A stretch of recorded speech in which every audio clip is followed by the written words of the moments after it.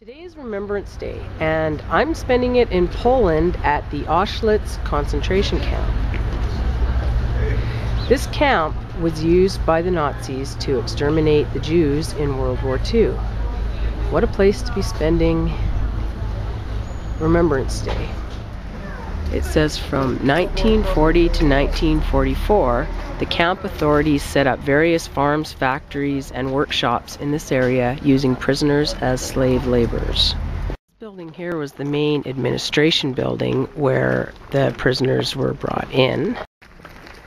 Along here we have an electric fence that went all the way around the camp so that people could not escape. Wow, it would be pretty hard to escape through this fence. This picture here says that the camp orchestra had to assemble to play marches while the prisoners filed past. This was to help the prisoners keep in step and make it easier to count them as they went to and from work. So this is the location right here where the orchestra played. This place was established to be a Soviet prisoner of war camp as well. And about 10,000 men were registered as prisoners and held in the compound, and about 9,000 of them died of hunger, hard work, and brutality. They were gassed and shot by orders of the Gestapo. So as it became necessary for the camp to grow in size, they actually forced the prisoners to dig the foundations, carry the gravel, and pretty much build the buildings. A lot of prisoners were beaten and died during this process. This is the booth that the SS man that was in charge of conducting the roll call would stay if the weather was bad. But the prisoners, they just had to stand around here on the street. They didn't get that luxury. Through rain or shine, they had to stand at attention. It says here that if the soldiers noticed that any of the prisoners might have been missing, that the people had to stand here, rain or shine, sometimes up to 12 hours. This is the gallows. This was a place where they had public hangings in order to intimidate the prisoners. In fact, on July 19th of 1943, 12 Poles were suspected of helping 3 other prisoners escape and of maintaining contact with the outside world. They were hung here. These blocks here were used as the infirmary, but they didn't actually help any of the sick people. They just gassed them or gave them death by lethal injection if they were not fit to go back to work. They also did the unthinkable. Patients in this infirmary were commonly used by the SS doctors for medical experiments. Many of them died or suffered from permanent injury as a result of these experiments. The Nazis shot several thousand people at this wall, most of whom were Polish political prisoners.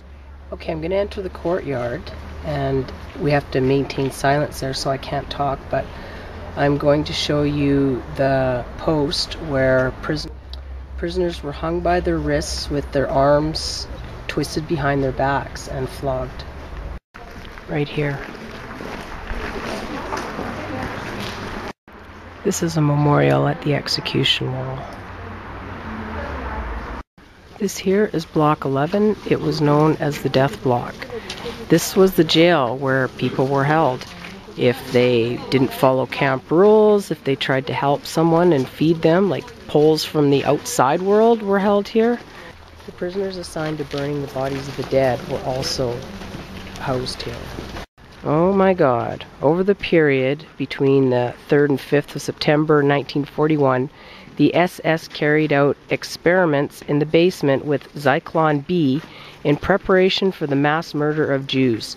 600 Soviet POWs and 250 Polish political prisoners, selected from the camp infirmary as human guinea pigs for this experiment, were murdered here in this way. In the basement of this building, prisoners who didn't follow the rules of the camp were sentenced to starve to death.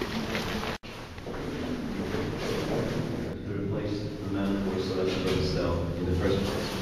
The men survived this way. Okay, I just got out of cell block 11. That place is depressing. There are cells in there that are stand-up cells. There's these little tiny brick things that are maybe 2 foot by 2 foot that prisoners were made to stand up for like 12 days. So there's people out there who actually believe that this never took place. All I can say is kudos to you, because I would love to believe that human beings were not capable of this kind of stuff. But unfortunately, we are. The first commandant of Auschwitz, SS Rudolf Höss, was tried and sentenced to death after the war by the Polish Supreme National Tribunal and was hanged here on April 16, 1947. Justice served. It's too bad that Hitler committed suicide, because this would have been a nice place to hang him as well.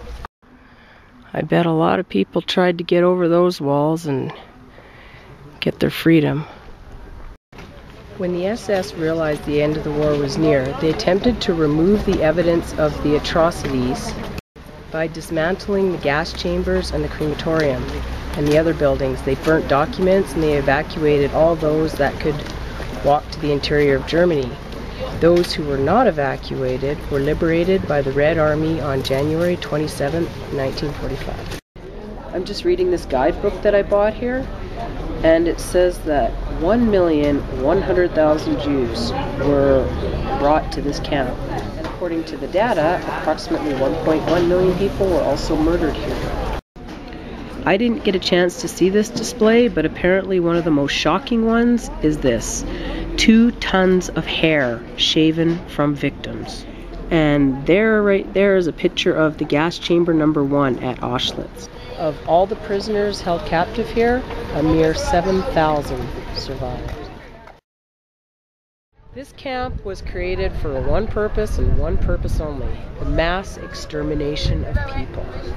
These were the railway tracks here that brought prisoners into the camp, where they would never be seen again. This place was originally built as a prisoner of war camp, but as they got way too many people in Auschwitz, they needed to do something about it, so they turned it into an extermination camp.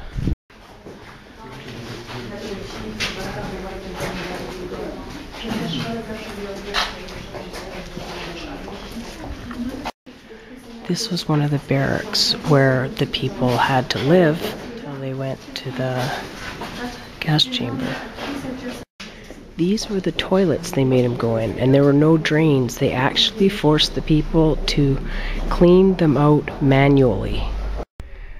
All these here are foundations for barracks that were torn down. Hundreds of them. So this is the watchtower.